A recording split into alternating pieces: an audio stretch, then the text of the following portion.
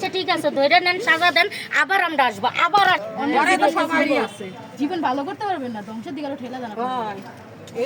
ভালো পরামর্শ দিয়ে ছাইড়া দেন, দিয়ে কি করবি? একবার ওয়ার্নিং দেন, দেখেন দুইবারের মাথা যদি ভালো না হয় তাহলে করা যায়। ফার্স্ট টাইম নিয়ে এসে ভাইরাল করে আমরা আমরা ডিসি অফিসে নিয়ে তাহলে ভালো আর থেকে আরো খারাপের দিক বেশি ঠেলা দেন। খালি খালি কি কেউ দেহর ব্যবসা করে, গতর বেশি বেশি বেরোর ভাই আইছে, তারপর চেঞ্জ করতেছিলাম ওইটাই। সস্তা। ধন্যবাদ।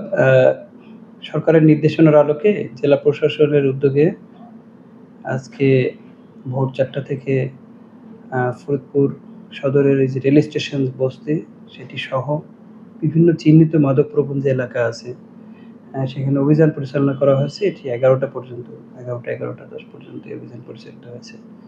এই অভিযানে জেলা প্রশাসনের সাথে বাংলাদেশ পুলিশ, বাংলাদেশ সেনাবাহিনী, আনসার, র্যাব, মাদকদ্রব্য নিয়ন্ত্রণ অধিদপ্তর ছিল, সকলে মিলে সম্মিলিতভাবে এটি অভিযানটি পরিচালিত হয়েছে, যৌথ অভিযান। এই অভিযানে 36 জনকে বিভিন্ন মেয়াদে কারাদণ্ড এবং অর্থদণ্ড দেওয়া হয়েছে, আর এর বাইরে 3 জনের বিরুদ্ধে নিয়মিত মামলা করার নির্দেশনা দেওয়া হয়েছে। এইখানে অভিযানে গাঁজা সহ মাদক সেবনের বিভিন্ন ধরনের আলামত উদ্ধার করা হয়েছে এবং এই যে অভিযানটি মাদকের বিরুদ্ধে সরকারের এবং জেলা প্রশাসনের যে জিরো টলারেন্স সেটি অব্যাহত থাকবে, অভিযান অব্যাহত থাকবে।